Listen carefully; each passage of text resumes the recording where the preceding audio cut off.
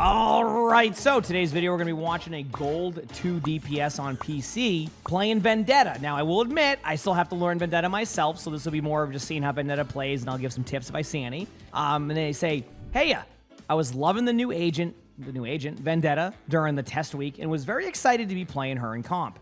I'm a diamond support main, but sometimes I do like to chill out on DPS occasionally. I think I did well this game, but I do understand that a lot of my deaths were because I was accidentally feeding after building an ego and thinking I could W key or flank LMAO.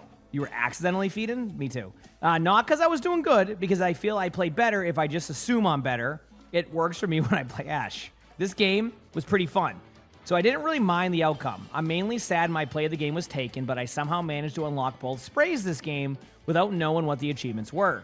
Any advice would be helpful, as I want my DPS rank to be similar to my tank and support rank. Thank you for your videos. I've learned a lot from you. Well, I'll do my best. A little bit of a new feature to this, by the way, that we haven't had in Spectating is officially they have added Scoreboard.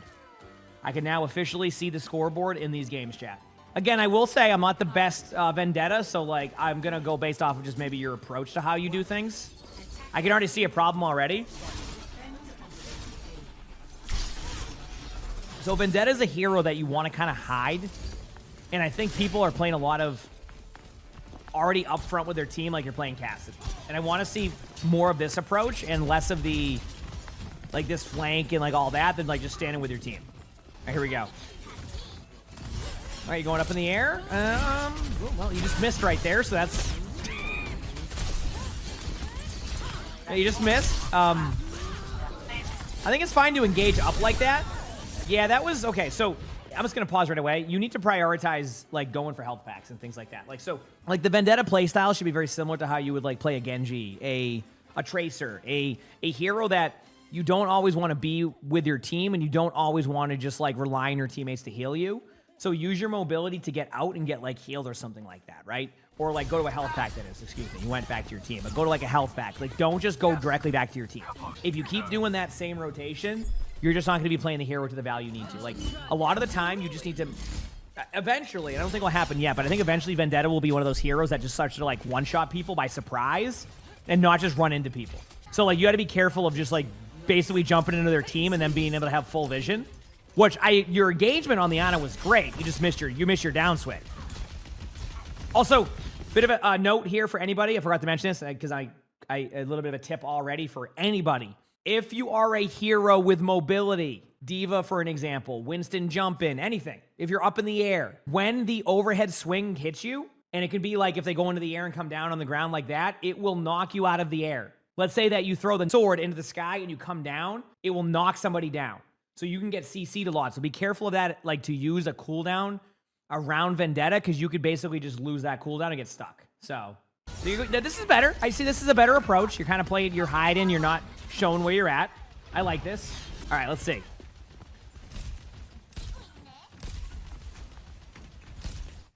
I want to talk about this, by the way. Before you make this engagement happen, you need an engagement to happen here. Thus far, it is. So this is where the engagement would be okay. I do want to point out you have a Vendetta here, just sitting here. So I just want to see like what your approach is. Let's find out. Okay. Oh, we have a duel. Oh, we have a 1v1 duel. I mean, technically you won that. Good job. Now you're back with your team.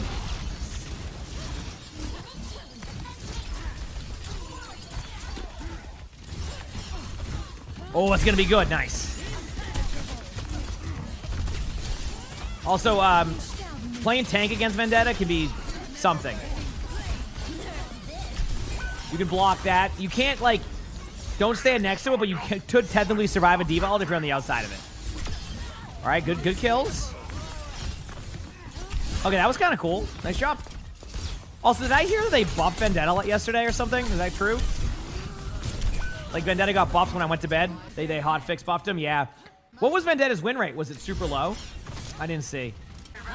Yeah, the animations, yeah, to make it less clunky. Making anything less clunky is a good thing. Oh, she only had a 58% win rate? Oh, okay. Yep, good ultimate. Little bit of a note again. Maybe this could be another tip for people to learn.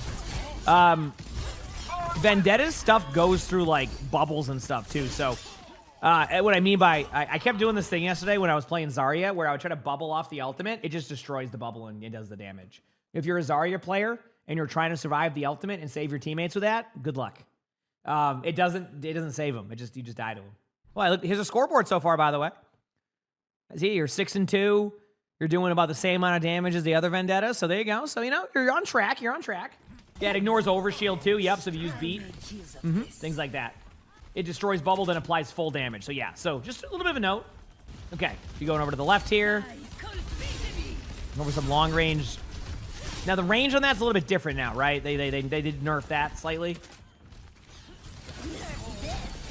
You're backing away. Okay. This is better. Yep, there you go. Going for the flank. Like, yeah.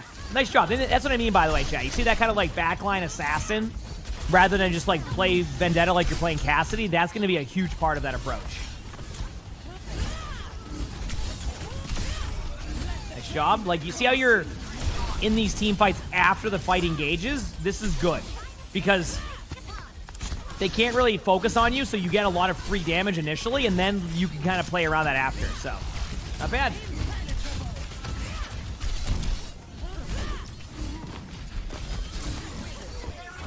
All right. There's a life grip there. Nice kill. It's a little bit out of range, but you can just do this. Nice. Good job. Raven, thanks for the 10 months of the Prime sub. Thank you. Appreciate it. Nice swinging on them. Just, ooh. Vendetta is a really fun hero, but I think you can sleep her during that, but I will admit I don't know. During like when she spins. You have my gratitude. This is correct. You're doing it right. Wait, what happened here? Isn't your team the? Wait, isn't your team the defense? How did everybody get flipped? What did I miss? Thankfully, your Genji got a kill. Well, oh, their Genji got a kill. That was weird. The map like flipped, and you just had to let him get car control. That was just like a team effort loss right there. Yeah, but in pro play when they flip, there's a reason. That one, I think they just didn't realize everybody got behind them. Just hope for the best. Oh, that bubble. You would have taken damage from that. Just to make that clear, you would have taken damage. I think you would have survived it, but it would have been a lot of damage. All right, time for your ult. Don't be afraid to use it here. I still wouldn't be afraid to use it, but it's up to you. Yep, good job. Nice them to line up right into it for you. That was great.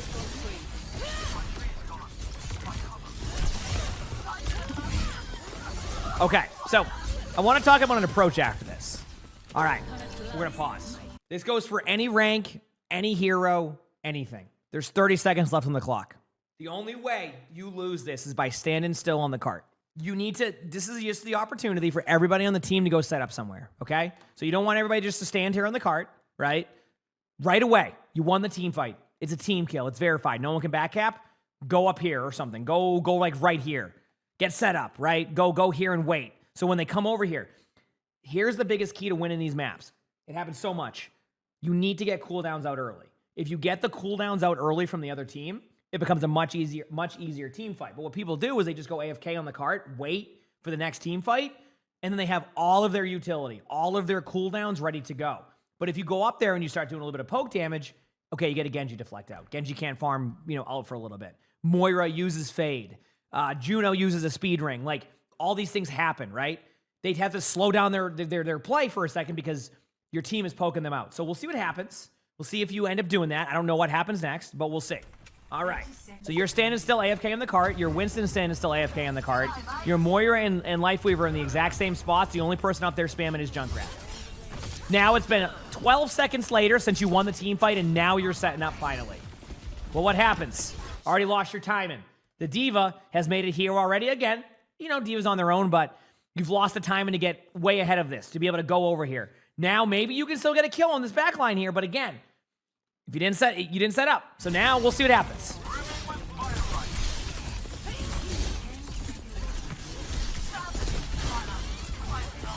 In the air. Oh, this could be a good. Oh, you chose the wrong target. Yep, and there you go.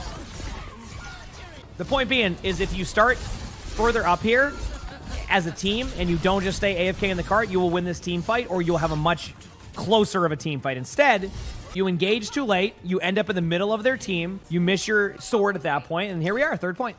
So they want the presence on the cart. Oh, that's fair. Never mind. I didn't even think about that. My fault. You're right, chat. My mistake. This is gold.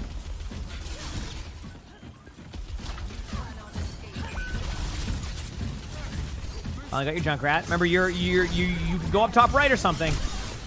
Oh boy. Yep. There's a. Okay. Yep. Yeah. See, you're getting stuck in this. You're playing Cassidy. You're not playing Cassidy. You're playing Vendetta. Let's go on like, go into the little horseshoe area right here. See? Look at. Go like right here. Be annoying. Like go on angles. Like make them have to dive you, and if they don't, you get kills. But if you sit there and just stand behind your team, this is what's going to happen every single time. Right?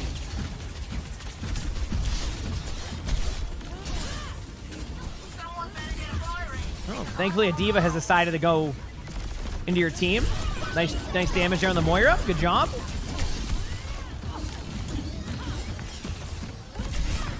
Actually, I think you can take this. Nice kill on the Genji. Aw. Happens.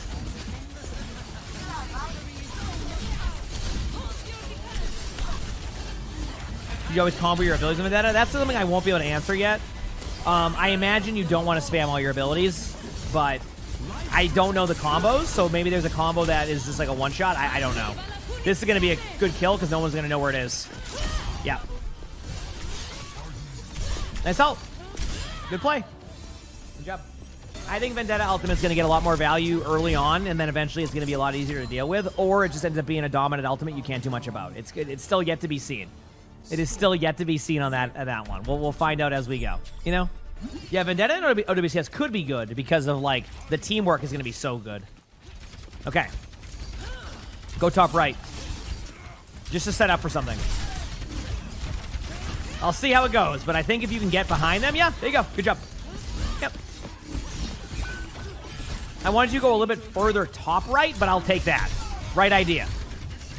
Again, two things that happen. They can look for you as you go behind, and if they don't, you get free kills. So you're doing that right.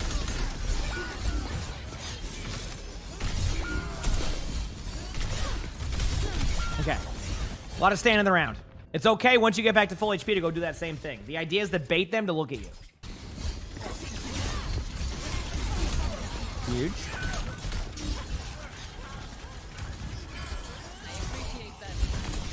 Up. Wait. Nice shots. Ooh, that was good. Huge.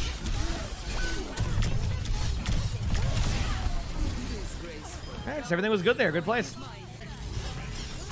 That was just a solid start to the point. Banshee, thank you for the 65 months of the tier 1. Thank you. Yeah, good kills. Good follow-up. Good help. That's me. That's me right there when I play Vendetta. Those are my swings.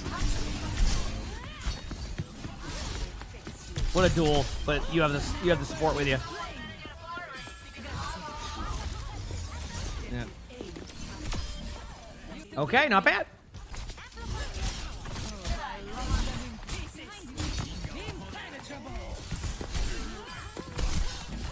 Yeah, this is just trying to clean up kills. This is just normal. I can't really. You're doing the right job. You're moving up forward to get map control. You stay up here.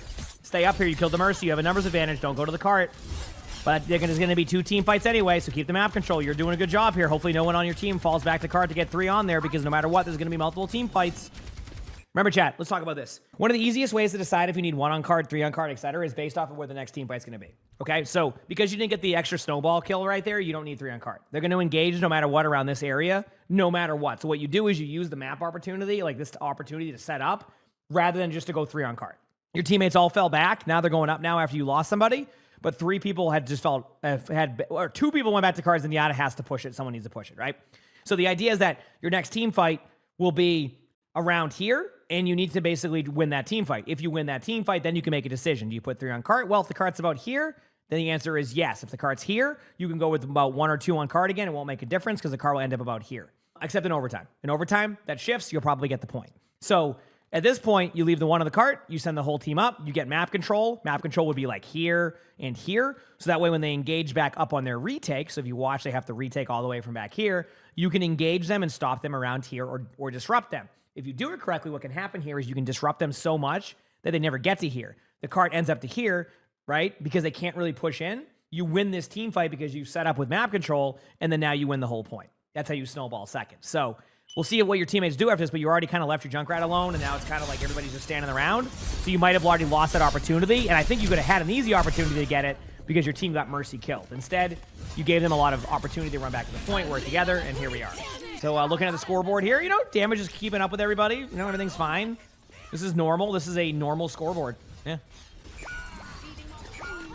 Yep, now you're getting snowballed, by the way. I want you to think back to, I want you to think back to what we were talking about earlier about that setup time, right? Remember when your whole team didn't do anything setup-wise here? Now look where you're at. You can ult this if you want to, if you go up into the air. They're kind of out of position, so you can go behind them with it if you want. Yep.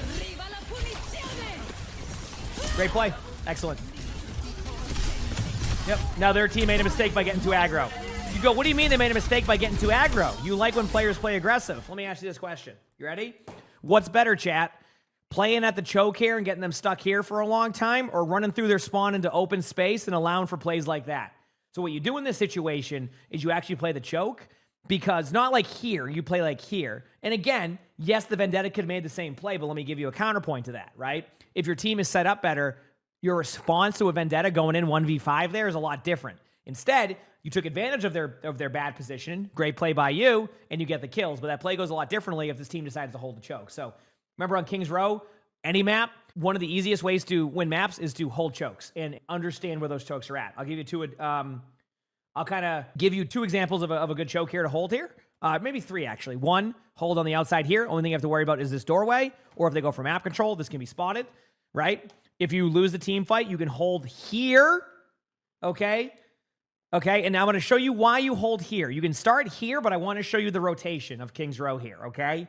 You can go here. If you can't get that choke, you poke them out, okay? But next up, you don't just stand here. Do not stand here. Don't just stand here. Start to back up a little bit, okay? And what you do is, if you're not winning the team fight cleanly, again, it depends on a few things. You rotate to here. You go, okay, why here? You poke again. You poke again, same thing. Well, they're getting some map control on you. They're doing damage. Like, damn, this is tough. Like, do I just stand here and lose a team fight? No. You know what you do next? You just back up to here. See what I'm saying? So you keep basically forcing chokes for fights rather than just playing in the middle of the open or just having like this giant like battle on the point. You get map control this way. It buys time. Next thing you know, there's a minute on the clock, and they have to do that, right? What you would do, by the way, on this rotation, let's say your Vendetta, is actually try to control this alley here or control this side if you're just Vendetta specifically, but that's what you do. Then, oh, wait, you're backed up here. They started to grind you down here. Oh, well, well, guess what? Next rotation. See how to play that? That's King's Row for you. You can play King's Row like that, no matter the rank. It can go well. Again, I'm not going to expect that to happen in bronze, silver, even gold. I know this is a gold lobby, but I sometimes use these as examples to show it. Let's say that next thing you know, you win 8 games in a row and you're in plat. Now you have a bit more knowledge on King's Row, right? And it can still work in gold. It just needs to make sure that everybody is on the same page. Because obviously if 2 of your teammates stay up there and 3 back up, you're going to lose that team fight. So anyway, I hope that helps. It's basically just setting yourself up for multiple opportunities without losing anybody. And then you can always regain that map control after.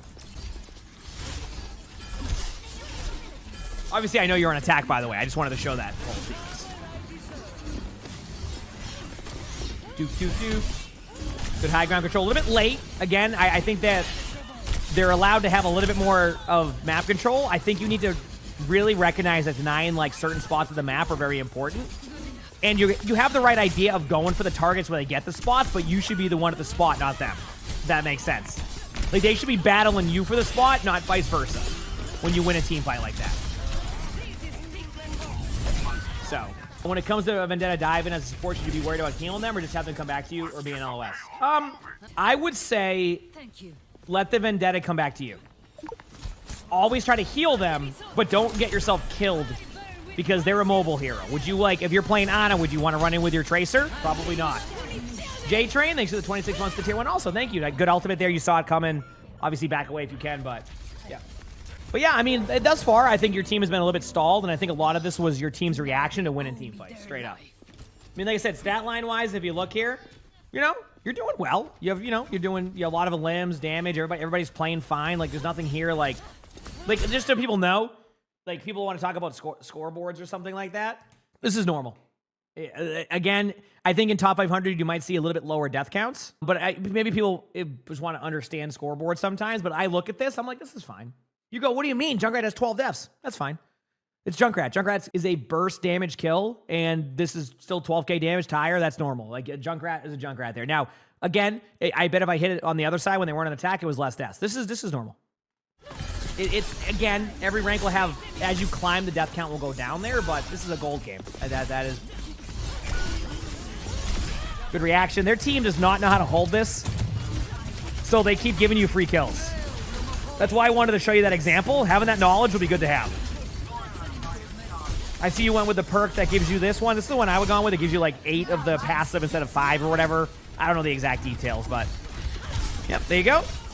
Now, if you win this team fight, I want you to get up to the top left.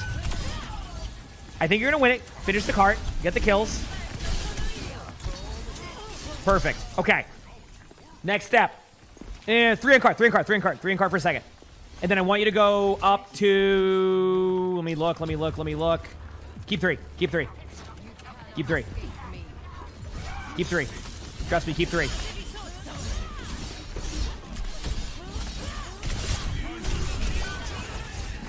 Let's go back on this one. So because your team didn't keep 3 on the cart right away, they had another retake. So instead of what should have happened there, the moment that your teammate got off the cart, I will admit you were doing initially the correct play. You should go up here and then pop your ultimate so that way they can't engage. Instead, your teammates got too aggressive or didn't really think about the situation or what they can do here and then got rolled.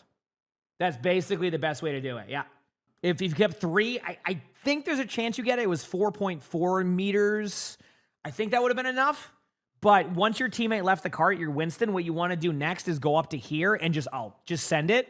And, like, think about how good an ultimate would be on down this sight line. So I think it was a bit of a mistake not to just, like, the moment you recognize that you can't get that, which, again, it was your Winston who left the cart. So the Winston leaving the cart actually led to this. And the Winston didn't even need to do that. The Winston went 2 feet in front of the cart. You say you think the opposing Vendetta was going to contest anyway. And I agree there was a chance that happens. But the more pressure you put on them to have to make that play earlier, the better, right? I'm telling you right now, any retake on King's Row, if you even give me an extra half of a second or a second just to be able to get a better opportunity for a team fight, that is a make or break. In Overwatch, though, that matters a lot. Now, again, it's a gold lobby, so I can't quite say that would happen in a top 500 game specifically all the time. But sorry, let me rephrase that. That's what I would expect in a top 500 game. So in gold, I understand that, but I want to show people where it's good to put 3 on cart, where it's good to put 1 person on cart, etc. I just wanted to showcase that there. Looks like your team's going to lose the team fight with 2. You know, that's got to be a tilter for the team. Look at the 2 ultimates that were left on the table there. All because of how your team's decision-making was. Look at the 2 ultimates left on the table there, chap. So there you go.